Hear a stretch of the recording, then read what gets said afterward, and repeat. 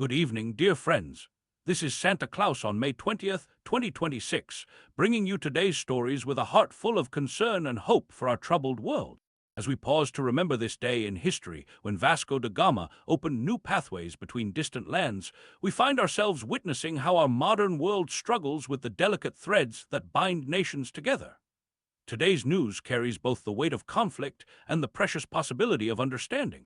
Let us begin with the United Kingdom, where leaders have shown us something beautiful in its rarity, the courage to admit a mistake. Trade Minister Chris Bryant stood before Parliament and said simply, "We've handled this clumsily, and that's entirely my fault."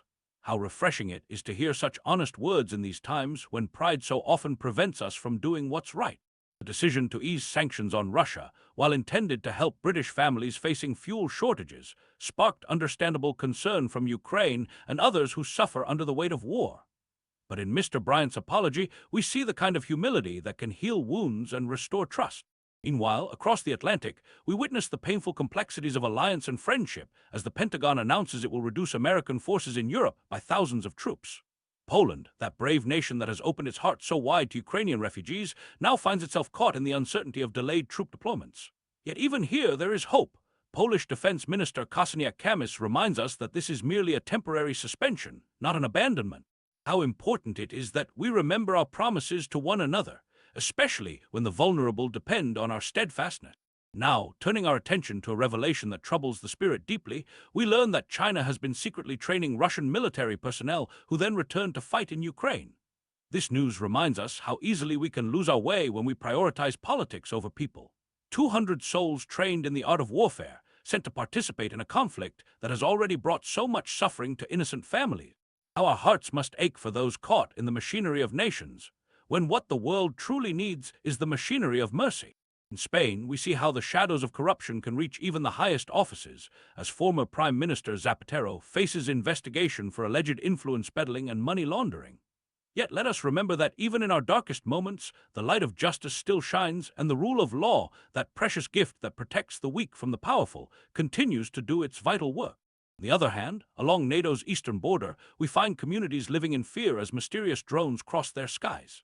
The good people of Lithuania, Latvia, and Estonia, nations that have known too much hardship in their histories, now watch their airspace with worried eyes. Commission President von der Leyen's words ring true. A threat against one member state is a threat against our entire union. How blessed we are when we remember that we are indeed our brother's keeper. Let us pause for a moment and reflect on the sobering news from Beijing, where Russia and China have joined voices to criticize America's Golden Dome missile defense plans. How tragic it is when nations spend their energy and treasure preparing for destruction rather than creation, when they could be building schools and hospitals instead of weapons that reach toward the heavens with instruments of war. Finally, we turn to perhaps the most remarkable story of all, the revelation that Israel and the United States had hoped to install Mahmoud Ahmadinejad as Iran's leader during the current conflict. The audacity of such a plan, choosing a man once known for his harsh words against the very nations that sought his help, reminds us how desperate times can lead to the most unexpected alliances. Yet when the strike meant to free him from house arrest instead left him wounded and disillusioned, we see how even the best-laid plans of nations can crumble when they forget that we are all children of the same Creator. My dear friends, as we close this evening's report, let us remember that behind every headline lies a human heart, and behind every policy decision are families hoping simply to live in peace. May we find the strength to choose compassion over conflict, understanding over suspicion, and hope over fear. In these challenging times, let us be the light the world so desperately needs. This has been Santa Claus, reminding you that even in our darkest hours, love finds a way. Good night and God bless us, everyone.